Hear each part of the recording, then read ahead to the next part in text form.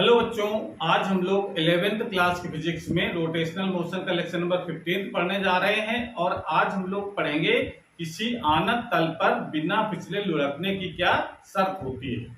इसको शॉर्टकट में कह सकते हैं प्योर रोलिंग मोशन आज हम लोग पढ़ने जा रहे हैं। इसमें आपको ये जानना है कि रोलिंग मोशन यानी प्योर रोलिंग मोशन बिना फिसले लुढ़कने की शर्त कौन कौन सी होती है, यानी कितना उस पर त्वरण कार्य करता है, कितना घर्षण बल होना चाहिए, कितना घर्षण गुणांक होना चाहिए, ये आज हम लोग निकालेंगे और उसको विधिवत अध्ययन करेंगे। तो इसके लिए हमको दो पॉइंट पढ़ने हैं। सबसे पहले चिकने आनत तल पर पिंड का लुढ़कना, यानी क्या चिकने आनत तल पर पिंड लुढ़क सकता है, ये हम लोग देखेंगे।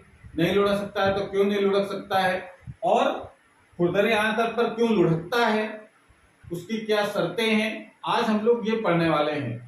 तो एक चीज और बता देते हैं, जो रोलिंग मोशन होता है, रोलिंग मोशन को हिंदी में हम लोग एक वर्ड यूज करते हैं, लोटनिक मोशन। लोटनिक या उसको लुढ़कना, लोटनिक मतलब लुढ़कना, लोटनिक गति। तो लोटनिक गति से मतलब क्या है, यानी रोटेशनल मोशन, रोलिंग मोशन का मतलब ये दो मोशनों का कॉम्बिनेशन है। कौन से दो मोशन? एक होता है ट्रांसलेशन मोशन, ट्रांसलेशन मोशन, और रोटेशनल मोशन, रोटेशनल मोशन। इन दोनों कॉम्बिनेशन को हम लोग कहते हैं रोलिंग मोशन, या इस हिंदी में लिखा जाए तो लोटनिक मोशन। लोटनिक मोशन मतलब रोशनिक गति। लोटनिक गति ये इक्वल होता है किसके? स्थानांतरीय गति, स्थानांतरीय गति, इसको इंग्लिश में कहते हैं ट्रांसलेशन मोशन, और घूर्णन गति। यानी कह सकते हैं कि जो लोटनिक गति होता है वो स्थानांतरीय गति और घूर्णन गति दोनों का कॉम्बिनेशन है। जब एक साथ दो तरह की गतियां हो रही हो, स्थानांतरित गति का मतलब होता है जब कोई वस्तु सीधी रेखा में चल रही हो, और घूर्णन गति का मतलब होता है कोई वस्तु गोल गोल घूम रही हो। तो स्थानांतरित गति मतलब हो गया कि जब कोई वस्तु, कोई भी पिंड जब लुढ़क रहा हो तो लुढ़कने में दोनों गतियां होती हैं, सीधा भी चलेगा और गोल गोल घूमेगा। तो सीधा चलेगा इसका स्थानांतरित गति हो रही है, गोल गोल घूमेगा इसका घूर्णन गति हो रही है। तो जब कोई भी वस्तु या कोई भी पहिया जब सड़क पर लुढ़कता है तो उसको, उस गति को हम लोग कहते हैं लोटनिक गति या रोलिंग मोशन कहा जाता है। ठीक है ना? तो अगर रोलिंग मोशन की अगर बात की जाए तो मतलब क्या बताएंगे आप कि ये गति ऐसी होती है जिसमें स्थानांतरीय गति और घूर्णन गति का कॉम्बिनेशन होता है, यानी दोनों एक साथ जो गतियां होती हैं, तो इस प्रकार की गति को हम कहते हैं लोटनिक गति या रोलिंग मोशन। तो इसकी क्या शर्तें हैं, ये हम लोग आज पढ़ने वाले हैं कि बिना फिसले कोई वस्तु किन शर्तों के तहत वो लुढ़क सकती है, यानी रोलिंग मोशन कर सकती है। तो पहले जरा हम लोग देखेंगे कि अगर कोई आनत तल है, यानी आनत तल मतलब झुका हुआ कोई तल है, तो उस पर अगर कोई पिंड लुढ़कता है तो क्या वो लुढ़क सकता है या केवल फिसल सकता है, इसको जरा हम लोग आज पढ़ेंगे। सबसे पहले तो हेडिंग लगा लें, चिकने आनत तल पर पिंड का लुढ़कना। इसका मतलब मान लेते हैं हमारे पास एक इंक्लाइन प्लेन है जो हॉरिजॉन्टल से थीटा कोण बनाता है, और ये इसका जो दूसरा जो सिरा है वो हॉरिजॉन्टल से h ऊंचाई पर है, और इस पर हम कोई एक बॉडी रखते हैं, कोई पिंड रखते हैं। पिंड ये जो है किसी भी टाइप का हो सकता है, मतलब जैसे अगर कोई रिंग हो सकती है, कोई बेलन हो सकता है, या कोई ठोस गोला हो सकता है, खोखला गोला हो सकता है, डिस्क हो सकती है, मतलब कुछ भी, कोई सिमेट्रिकल बॉडी है ये। इस बॉडी का द्रव्यमान हम मान लेते हैं m है और इसकी त्रिज्या है r। अगर हम ऐसे रख देते हैं इस कंडीशन पर, तो देखो इसका जो भार होगा, इसका जो भार होगा वो तो नीचे तरफ काम करता है हमेशा, mg, अगर मास उसका m है तो मास कितना, भार कितना होगा mg, और एक इस बल नीचे तरफ काम करेगा एक बल, उसका भार, और ऊपर तरफ इसकी प्रक्रिया बल काम करेगी, तल की प्रक्रिया n मान लेते हैं। और इस जरा भार को दो घटकों में विभक्त करेंगे, एक इस डायरेक्शन में और एक इस तल के समांतर। ये एंगल अगर थीटा है तो ये एंगल भी थीटा होगा। ये हम लोग सब फ्रिक्शन वाले टॉपिक में सब पढ़ चुके हैं। इसको हम लोग जब डिवाइड करेंगे तो क्या होगा, mg sin थीटा, तो sorry mg cos theta, mg cos theta, और इस तरफ होगा mg sin थीटा। जो होगा, अगर वस्तु अगर ये लुढ़केगी तो किस पॉइंट के अबाउट लुढ़केगी, ये आप सोचिए। अगर कोई वस्तु अगर लुढ़केगी तो इसका मतलब इस पॉइंट के रिस्पेक्ट घूमेगी, जो इसका सेंटर ऑफ मास है, द्रव्यमान केंद्र जहां है उसी के रिस्पेक्ट में घूमती जाएगी आगे की तरफ। आगे ऐसे तो बढ़ेगी घूमती हुई, इस पॉइंट के रिस्पेक्ट घूमेगी नहीं। तो इसका मतलब ये इसका घूर्णन ऐसे का काम करेगा, जो सेंटर ऑफ मास है इसी की परितः घूमेगी तो इसी की परितः घूमेगी, नहीं तो फिर ये स्लिप करेगी। अब जरा देखो कि इस पर जो नेट जो बल है उसके लिए जरा इक्वेशन बना लेते हैं हम लोग। तो एक तो इक्वेशन है, गति जो अगर पॉसिबल होगी तो ऊपर नीचे तो गति होगी नहीं, इसका मतलब है कि n is equal to mg cos theta, ये तो रहेगा ही, ठीक है। और दूसरी कंडीशन क्या होगी, ये जो गति जो होगी वो किसके कारण होगी, सिर्फ mg sin थीटा के कारण। अब चूंकि हमने क्या माना है, चिकना तल है तो कोई फ्रिक्शन बल तो लगेगा नहीं इस पर। चिकना तल का मतलब क्या है, इसको कोई फ्रिक्शन जीरो है, ठीक है। तो इसका मतलब है कि mg sin थीटा ये इस बल के कारण पिंड ये इस तरफ गति करना प्रारंभ करेगा। तो इसका मतलब है नेट बल जो होगा जब गति प्रारंभ करेगा तो इसका मतलब है इस पर त्वरण भी उत्पन्न होगा। और त्वरण कैसे निकालेंगे हम लोग,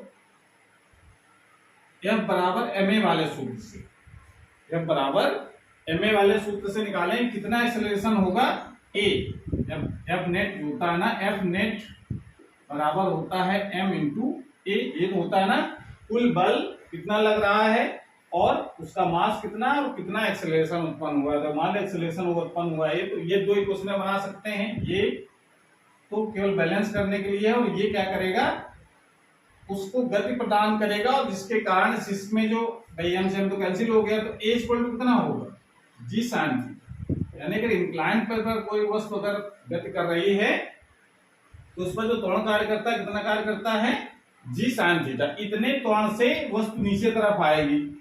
अब देखो ये जो जब इस यहां पर बल लग रहा है तो इसका मतलब है क्या, इसको घुमा भी सकता है क्या, भाई ये तो रेखीय गति करा सकता है, ए उसको सीधे ला सकता है इस दिशा में। अगर हम बात करते हैं घूर्णन गति की, जरा देखो, अगर हम, ये तो हो गया हमारा कंडीशन थी हमारी स्थानांतरी गति, स्थानांतरी गति के ये कंडीशन लागू थी। अगर हम घूर्णन गति की बात करेंगे तो घूर्णन गति का समीकरण क्या होता है, घूर्णन गति के लिए होता है, घूर्णन गति कौन कराता है, ये बलागुण यानी टाउ, और ये F tau net is equal to क्या होता है, I इंटू एल्फा। एल्फा क्या है, कोणीय त्वरण, I है उसका जड़त्वाघूर्ण, ठीक है। अब जरा F नेट टाउ नेट निकालो कितना होगा, जितने बल लगे हैं उसका आघूर्ण। तो बल को अगर mg मान लो तो mg और n दो बल लगे हैं, ये mg को ये दो घटक है, ठीक है ना। अगर हम mg को शामिल करते हैं तो mg cos theta mg sin theta को मतलब नहीं रहा, इसी दो पार्ट हैं। तो अगर हम इसका निकालें तो F इस अगर मोशन होगा तो किसके रिस्पेक्ट में होगा, घूमेगी तो इस पॉइंट के रिस्पेक्ट में। तो जरा हम निकालना चाहते हैं नेट कितना होगा, तो इसका मतलब देखो ये जो क्रिया रेखा है mg cosine थीटा ये भी सेंटर ऑफ मास से होकर के जा रही है, और जो क्रिया बल होगी सेंटर ऑफ मास से होकर के जा रहा है। तो जिस बिंदु से होकर के बल की क्रिया रेखा जाती है उसके अबाउट जो बलागुण होता है वो जीरो होता है। इसको मतलब कह सकते हैं mg into zero. Tau net क्या होता है, F इंटू आर परपेंडिकुलर, ये होता है बल होते लंबवत दूरी। तो अब जरा दूरी कितनी है लंबवत, जो वहीं से होकर के जा रहा है जिस पॉइंट के रिस्पेक्ट में हमको टार्क निकालना है, तो इसका मतलब आर कितना होगा 0, mg इंटू 0 हो गया। और एन भी हमारा उस सेंटर ऑफ मास से होकर के जाता है, तो इसका मतलब सेंटर ऑफ मास के अबाउट इसका इस क्रिया बल का भी टार्क 0 हो जाएगा, और कोई बल लगे नहीं इसमें, ठीक है। और बल नहीं लगे इसका मतलब है कि किस बराबर हो जाएगा, आई अल्फा के बराबर, यानी सिंपली कह सकते हैं कि आई अल्फा इक्वल टू 0। तो इसके बाद क्या बदलता है कि अल्फा का मान 0 आएगा, क्योंकि आई ये 0 नहीं अगर है तो, y 0 नहीं है, बॉडी है तो उसका मोमेंट ऑफ इनर्शिया तो होगा ही, ठीक है ना, तो ये 0 हो नहीं सकता है। अल्फा 0 है, अल्फा 0 होने से क्या निष्कर्ष निकलता है, मतलब उसका कोणीय त्वरण 0 है। कोणीय त्वरण 0 होने का मतलब है या तो वस्तु घूम नहीं रही है, यानी घूर्णन नहीं कर रही है, और यदि कर रही है तो उसका जो कोणीय वेग है वो नियत है। भाई अल्फा 0 होने से क्या मतलब है, अल्फा 0 होने से मतलब है कि यह तो वस्तु घूम ही नहीं रही है, ठीक है ना, और अगर घूम रही है तो इसका मतलब है कि उसमें कोणीय वेग में कोई परिवर्तन नहीं हो रहा है, यानी नियत कोणीय वेग से गति कर रही है। दो चीजें पॉसिबल हैं। तो इसका मतलब है कि अगर कोई वस्तु यहां पर रख दी जाए, तो रख दी जाए इसका मतलब उसका कोणीय वेग कितना होगा 0। कोणीय वेग 0 है। अब चूंकि ये अल्फा 0 होने के कारण कोणीय वेग तो बढ़ेगा नहीं, उतना ही रहेगा, तो इसका मतलब घूमना तो पॉसिबल नहीं है, और घूमना पॉसिबल नहीं तो केवल स्लिपिंग पॉसिबल है, केवल फिसलेगी, ये घूमेगी नहीं, ठीक है ना। और यदि घुमा करके छोड़ दें, अगर मतलब घुमा करके ही छोड़ दें तो फिर ये घूमती हुई आएगी, लेकिन आएगी घूमती हुई, लेकिन उसका वेग तब भी नहीं बढ़ेगा। कौन सा वेग, कोणीय वेग, क्योंकि अल्फा 0। अगर हम घुमा करके छोड़ दें तो इसका मतलब ये तब तो ये घूमती हुई आ जाएगी, लेकिन अगर हम यहाँ पर रख दें और सोचे कि हम उसको छोड़ दें तो अपने आप लुढ़कना स्टार्ट कर दे, ये पॉसिबल नहीं है। किस कंडीशन में, कि अगर वो वहां पर फ्रिक्शन 0 है, मतलब अगर फ्रिक्शन 0 का मतलब चिकना आना तल है, चिकना आना तल का मतलब यहाँ पर जो फ्रिक्शन लग रहा है इस डायरेक्शन में लगेगा, अगर गति होगी तो इधर, तो फ्रिक्शन इसका 0 होने के कारण ये कंडीशन आपको ध्यान रखनी है कि अगर फ्रिक्शन 0 है इसका मतलब कोई वस्तु घूर्णन गति या रोलिंग मोशन स्टार्ट नहीं कर सकती है, मतलब घूम नहीं सकती है। रोलिंग मोशन का मतलब हो गया इसमें स्थानांतरित गति तो होगी लेकिन घूमेगी नहीं, ये फिसल करके ये बॉडी हमारे यहाँ पर आ जाएगी, लेकिन घूमती हुई नहीं आएगी अगर इसको हम यहाँ पर केवल रख दें तो। इसका मतलब यहाँ पर आप निकाल सकते हैं निष्कर्ष, अल्फा का 0 होने से क्या निष्कर्ष निकलता है, इसको नोट कर लो पहले, उसके बाद फिर इसको नोट बताते हैं।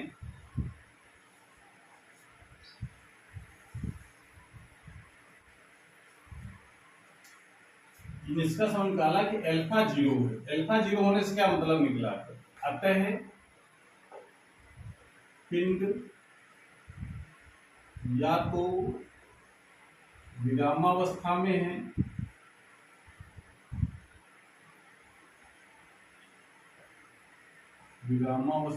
है या नियत कोणीय वेग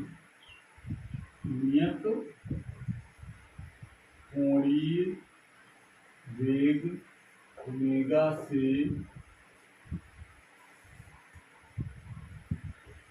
घूर्णन गति करता। ये दो निष्कर्ष करते हैं, पिंड या तो विरामावस्था में है यानी घूम ही नहीं रहा है, और या तो फिर नियत कोणीय वेग से मुड़ गया। विरामावस्था से मतलब है घूमने वाले, रोलिंग मोशन व्यक्तिगत तो पॉसिबल है, ट्रांसलेशन मोशन हो सकता है, लेकिन घूमने के लिए कंडीशन लिखी है, घूम नहीं सकता है वो कैसे, विरामावस्था में है, या तो फिर अगर घूम भी रहा है तो नियत कोणीय वेग से घूम रहा है। नियत कोणीय वेग से मतलब वेग, उसका कोणीय वेग है वो बढ़ नहीं रहा है। अर्थात ये इससे क्या निष्कर्ष निकला, अर्थात चिकने आनत तल पर, चिकने आनत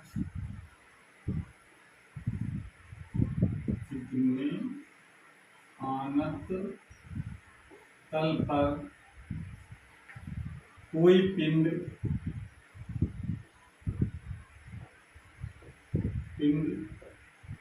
घूर्णन गति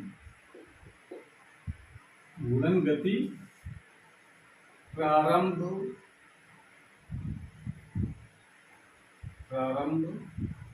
नहीं कर सकता, प्रारंभ नहीं कर सकता है। भाई घुमाने वाला कोई बल ही नहीं, ये जो बल लगे हैं वो रोटेशनल ट्रांसलेशन मोशन करा सकते हैं, रोटेशनल काम, घुमाने वाला कोई बल ही नहीं है। जो घुमाने वाला बल होता है टार्क, और टार्क ही जीरो है, और टार्क जीरो होने से तो अल्फा जीरो आया है। और अल्फा जीरो आने से मतलब यही है कि कोई अगर पिंड इंक्लाइन प्लेन पर रख दें और प्लेन कैसा हो हमारा, एकदम स्मूथ हो, कोई फ्रिक्शन कार्य ना कर रहा हो, तो उस कंडीशन में चिकने अनंत तल पर कोई भी पिंड घूर्णन गति प्रारंभ नहीं कर सकता है। अगर वो प्रारंभ करा दो पहले से और फिर तो ये लुढ़कता हुआ आ जाए, लेकिन अपने आप ये घूर्णन गति नहीं कर सकता है। समझ आ रहा है क्यों? अगर कारण लिखा तो क्योंकि इस स्थिति में पिंड पर लगे सभी बलों का बल आघूर्ण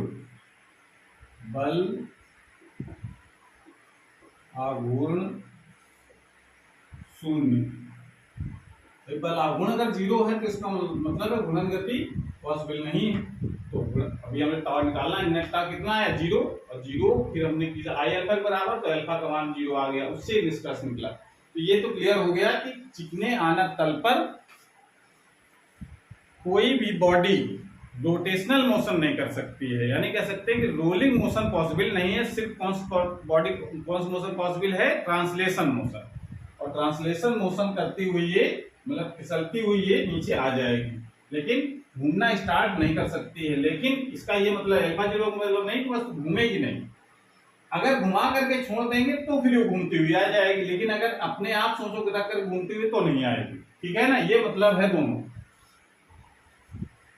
तो इस तरीके से हम देख सकते हैं इसमें कि ये निष्कर्ष निकला कि चिकने आनत तल पर कोई भी बॉडी घूर्णन गति प्रारंभ नहीं कर सकती है, सिर्फ क्या कर सकती है, रेखीय गति कर सकती है, ट्रांसलेशन मोशन पॉसिबल है, सिर्फ स्लिप करेगी आगे तरफ बढ़ती हुई। ठीक है, ये तो हो गई पहली कंडीशन। दूसरी जगह देखें कंडीशन क्या होगी, किस शर्त के तहत ये घूमेगी। और सिर्फ एक लाइन में आंसर देना है कि क्यों नहीं घूमेगी, तो आपको बता देना है क्योंकि इस पर फ्रिक्शन बल जीरो है, फ्रिक्शन बल ही पिंड को रोलिंग मोशन कराता है। तो दूसरी कंडीशन जरा देखो, दूसरी कंडीशन है खुरदरे आनत तल पर, जरा देख लो, खुरदरे आनत तल पर पिंड का लुढ़कना।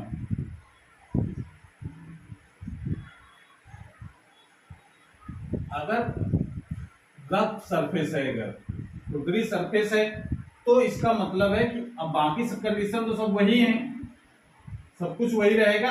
अगर खुरदरा है तो जब इधर तरफ मोशन होगा किसके कारण, mg sin थीटा के कारण, ठीक है ना, तो ये क्या करेगा, ये इस बॉडी को इधर तरफ लाएगा, तो उसको रोकने के लिए अपने आप खुरदरे तल होने का इस पर एक फ्रिक्शन फोर्स लगेगा, इस तल के समांतर इतना फ्रिक्शन फोर्स लगा, F मान लेते हैं।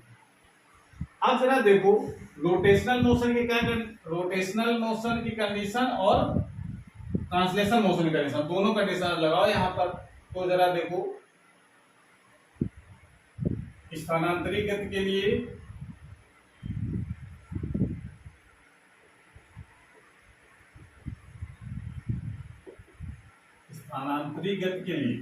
स्थानांतरित के लिए मोशन देखो। अब जब स्थानांतरित गति किसकी कहाँ हो रही है, नेट फोर्स इस तरफ कितना लगा है, mg sin थीटा, और उस तरफ लगा है F। नेट फोर्स कितना हो गया, जो ट्रांसलेशन मोशन करा सकता है, mg sin theta minus F, ये किसके बराबर होगा, ma के बराबर, जितना उसका मास है इनटू एक्सेलरेशन। यहां से जरा इसको डालेंगे क्वेश्चन नंबर फर्स्ट। और गुणन गति की क्या कंडीशन होगी, एक क्वेश्चन और बना सकते हैं हम लोग चाहे तो, इसको बना सकते हैं n is equal to M G.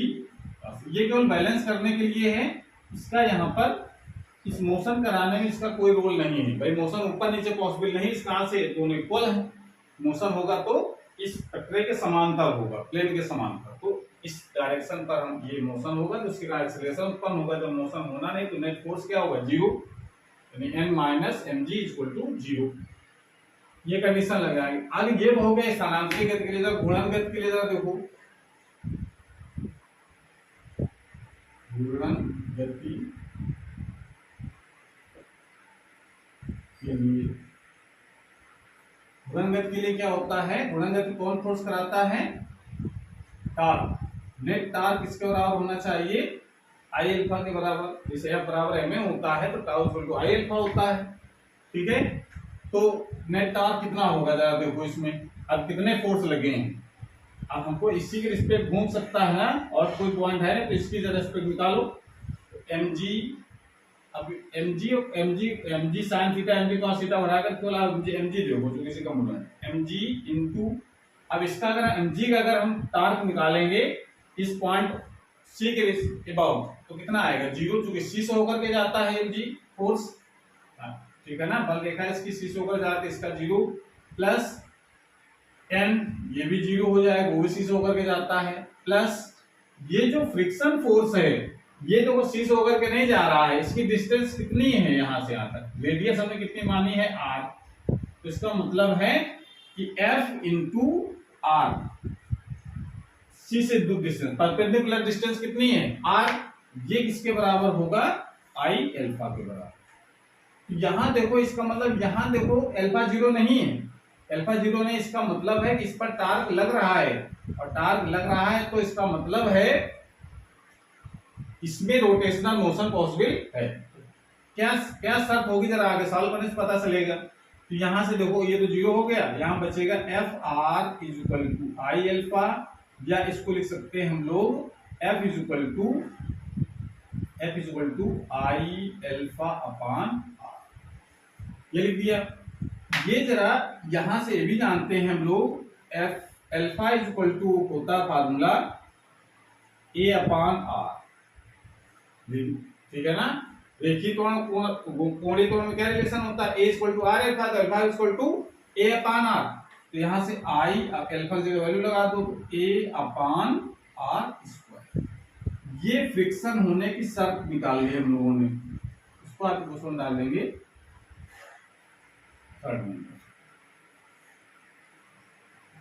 ये इतना फ्रिक्शन होना चाहिए। अब जरा इसके और इसके जरा ए की वैल्यू जरा निकालें हम लोग, कितनी वैल्यू होगी, तो और एग्जैक्ट एफ की वैल्यू निकल आए कितनी होगी।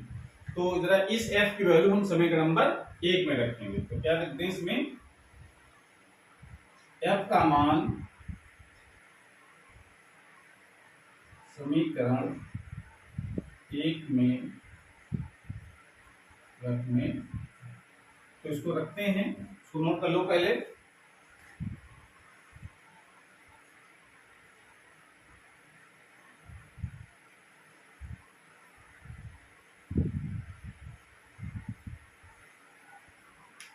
तो ये वैल्यू जरा इसमें रखो, एम जी साइन थीटा माइनस एफ कितना है हमारा I A upon are square, F की वैल्यू हो गई इतनी इक्वल टू एम ए की वैल्यू निकालना चाहते हैं, जरा उसको ट्रांसफर कराओ इसमें। तो एम जी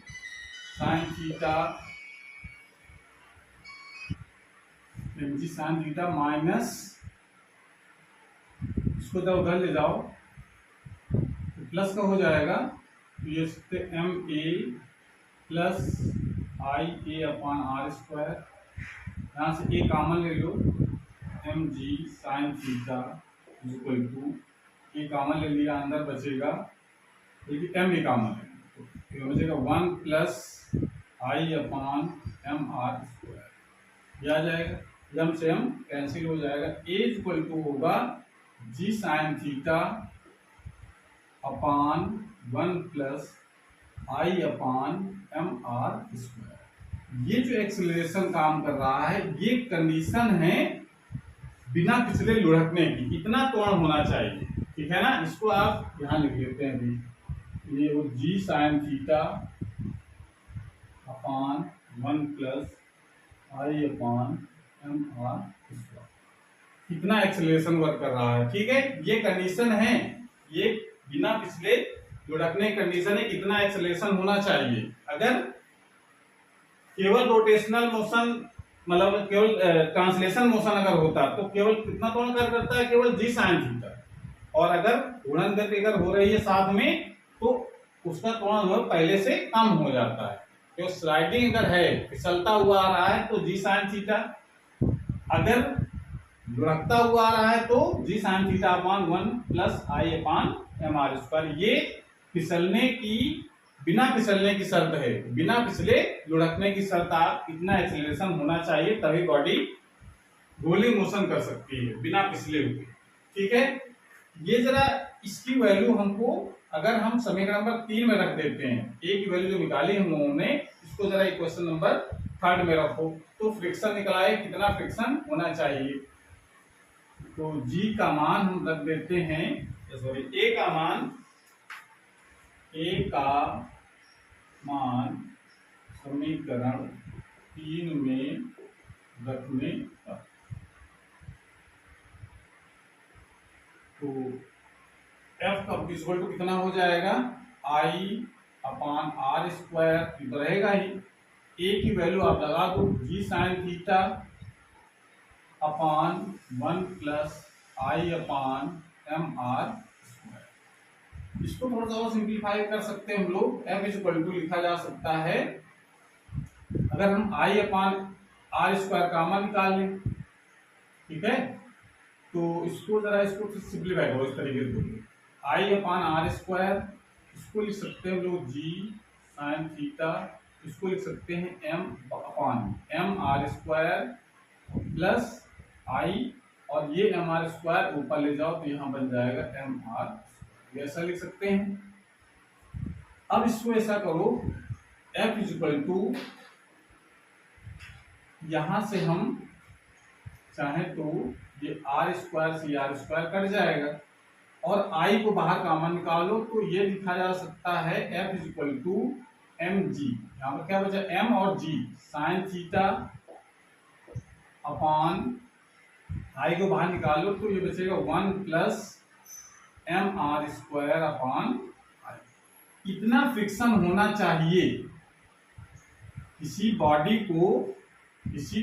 को रोलिंग मोशन कराने के लिए बिना फिसले, ये कंडीशन होनी चाहिए, इतना फ्रिक्शन होगा तभी वो बिना स्लिप करे, वो इंक्लाइन प्लेन पर मोशन मतलब इंक्लाइन पर रोलिंग मोशन कर सकती है। इससे अगर कम होगा तो सिर्फ स्लिपिंग होगी, मोशन नहीं होगा, फिर रोलिंग मोशन नहीं होगा, ठीक है। तो यानी एफ कितना होना चाहिए, एफ होना चाहिए एम जी sine theta upon 1 plus M R, इसका उल्टा है यहाँ पर ध्यान रखना है, एम आर स्क्वायर अपॉन, यहाँ पर I upon M are square है, यहाँ 1 plus M R square upon I है।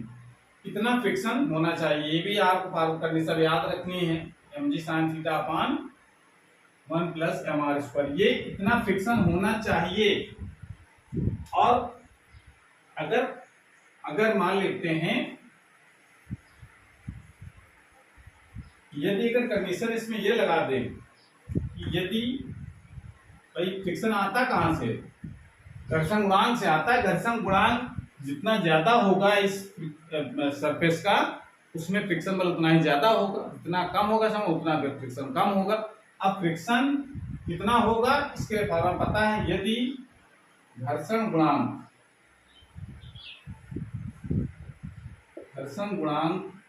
म्यू है तो अब ये अगर घर्षण गुणांक अगर म्यू है इस प्लेन का तो मैक्सिमम फ्रिक्शन कितना होगा, सही है,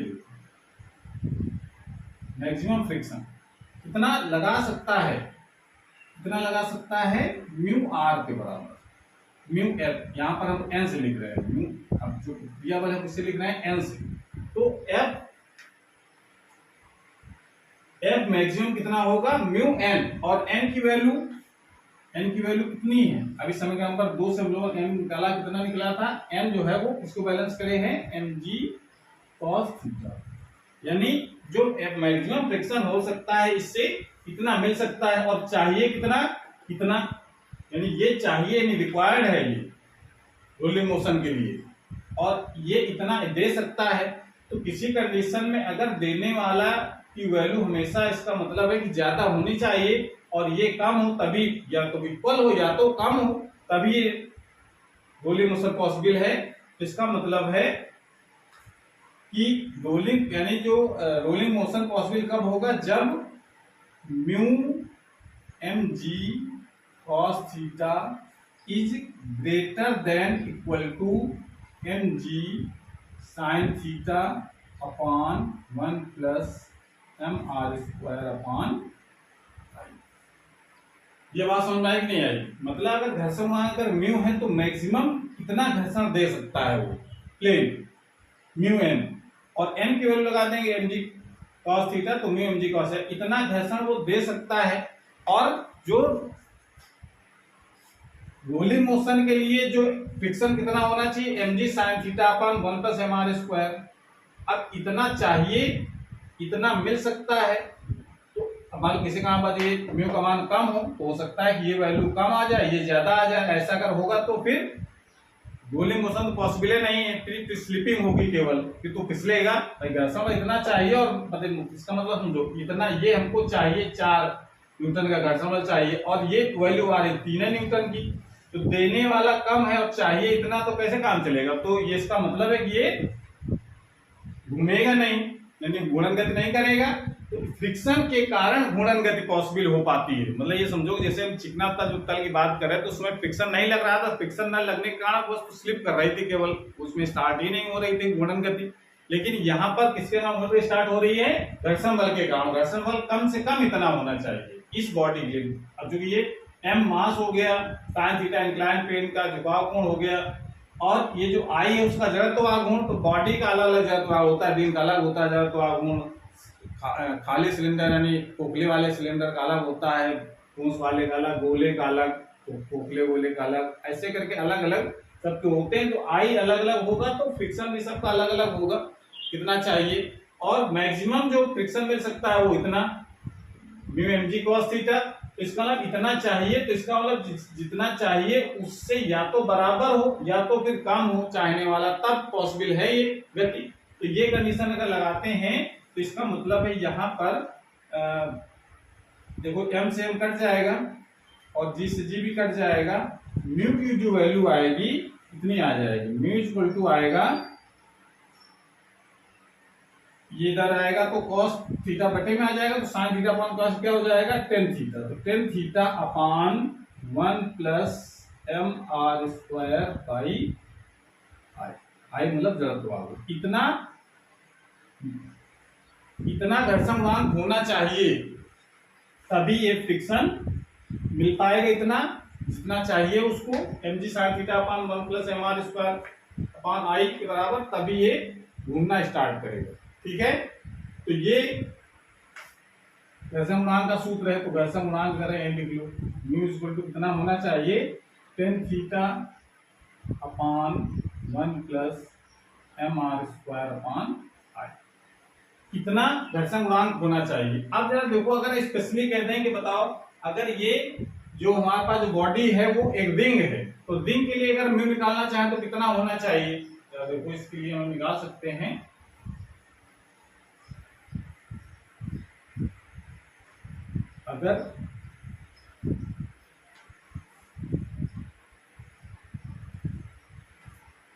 अगर स्पेशली बात करते हैं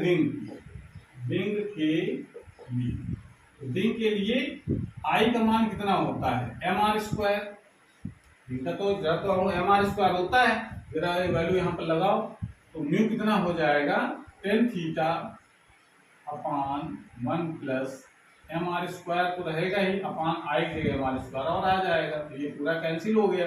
म्यू इक्वल टू कितना हो गया, 1/2, यहाँ 1 प्लस 1 2 हो गया, 1/2 tan थीटा हो जाएगा। ठीक है, तो ये किसके लिए स्पेशली केस आया है, अगर रिंग है बॉडी हमारी तब, और अगर ये कहते हैं ठोस गोला अगर है, ठोस गोला है, ठोस गोले के लिए तो आपको खोल जरा तो आगुन निकाल लें। ठोस गोले के जरा तो आगुन कितना होता है, I इक्वल टू होता है 2/5 mr²। तो ये जरा वैल्यू म्यू की वैल्यू लगाओ यहाँ पर फिर मेन फार्मूले में, जो फार्मूला म्यू का है तो tan theta upon 1 plus mr² upon I की वैल्यू कितनी है 2/5 mr²। mr² कट जाएगा, बचेगा यहाँ पर tan थीटा अपान यहाँ पर ये 2 ऊपर चला जाएगा 1 प्लस 5/2 ऐसे हो जाएगा। इसको लिख सकते हैं हम लोग 2/7 tan थीटा, यानी ये म्यू कितना होना चाहिए, म्यू कितना होना चाहिए ठोस गोले के लिए 2/7 tan थीटा।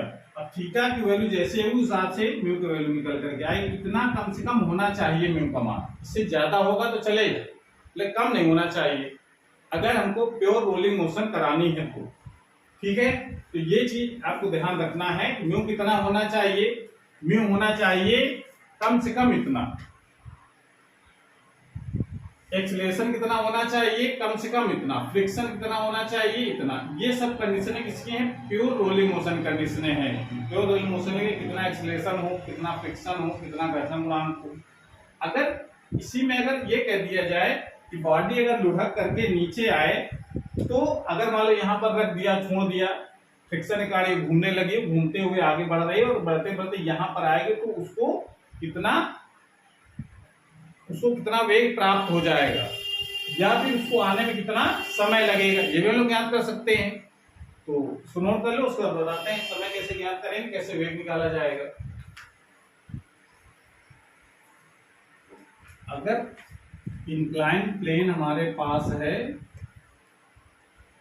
थीटा कोण पर झुका हुआ और उसका जो दूसरा सिरा है वो हॉरिजॉन्टल से h ऊंचाई पर है, तो अगर कोई बॉडी यहां रख दें, यहां पर उसका वेग कितना है शुरू में 0, उसका शुरू जब रखेंगे तो उसका वेग कितना आएगा 0 आएगा ना वेग। और जब इसको यहां से छोड़ देंगे तो चूंकि फ्रिक्शन लग रहा है, इसे घूमना स्टार्ट करेगी, घूमते घूमते यहाँ पर आएगी बॉडी, इतनी डिस्टेंस ट्रेवल करेगी यहाँ तक आने में, उस समय उसका वेग मान लेते कितना हो जाता है v। यहाँ पर इसका वेग है u और वो कितना है 0। बात समझ आई? तो ये निकालना है कि कितना वेग हो जाएगा, v का मान कितना हो जाएगा। अब देखो जब कोई बॉडी रोलिंग मोशन करती है तो एक्सीलरेशन कितना होता है a, और a का वैल्यू देखो जरा g कांस्टेंट है, थीटा तो पूरे मोशन में थीटा तो कांस्टेंट रहेगा, बॉडी की जरूरत तो अब वो भी कांस्टेंट रहेगा, m वो भी कांस्टेंट, त्रिज्या वो भी कांस्टेंट, सब कुछ कांस्टेंट, इसका मतलब a भी कांस्टेंट है। और a कांस्टेंट जब होता है तो हम गति के समीकरण का यूज कर सकते हैं वेग निकालने में। तो गति का समीकरण से लगा दो इसमें v² = u² + 2as। v की वैल्यू कितनी है वो निकालनी है, u का मान कितना है 0 है, प्लस 2a की वैल्यू कितनी निकाली थी हम लोगों ने g sin theta upon 1 plus I upon mr²। ये a की वैल्यू हो गई s, कितनी डिस्टेंस होगी, ये अगर ऊंचाई h है, ये थीटा है, तो ये डिस्टेंस बताओ कितनी होगी h अपान साइन थीटा।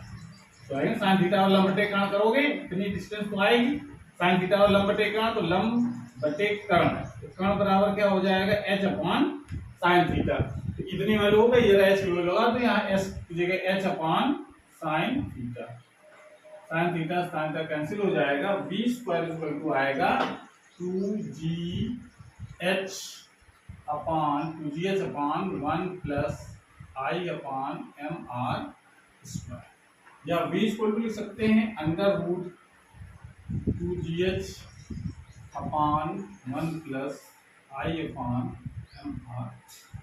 mr। इसकी सहायता से ऐसे हम उसके वेलोसिटी निकाल सकते हैं, कितना उसका वेग हो जाएगा। जब वेग निकालेंगे तो समय निकालेंगे कि कितना समय लगेगा, तो समय के लिए आप v = u + at का सूत्र लगा करके निकाल सकते हैं। v हमको पता चल गया है, u का मान 0 है, अगर 0 वेग से लुढ़कना स्टार्ट करता है तो और ए की वैल्यू निकाल रखे हम लोग, तो टी यहाँ से निकल आएगा। ठीक है, तो ऐसे हम लोग यहाँ से टी का मान ज्ञात कर सकते हैं।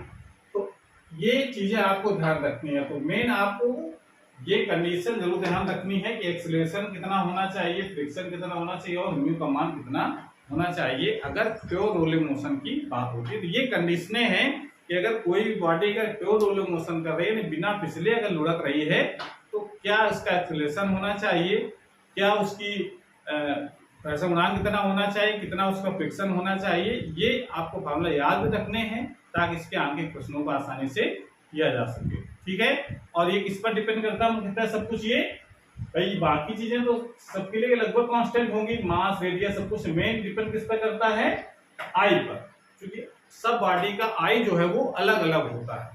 आई की वैल्यू निकाल करके रख देंगे तो स्पेशली उस बॉडी के लिए निकल आएगा कि कितना फ्रिक्शन होना चाहिए, कितना त्वरण होना चाहिए, कितना म्यू होना चाहिए, ये सब कुछ निकल आएगा। ठीक है, तो आज क्लास हमारे पास समाप्त होती है। अगर वीडियो अच्छा लगा हो तो इसको लाइक करें, अपने दोस्तों को शेयर करें, और चैनल अभी तक सब्सक्राइब नहीं किया चैनल सब्सक्राइब करें, जिससे नई वीडियो अपलोड हो उसकी नोटिफिकेशन आपके पास सबसे पहले पहुंच जाए। पढ़ाई करते रहिए। Thank you.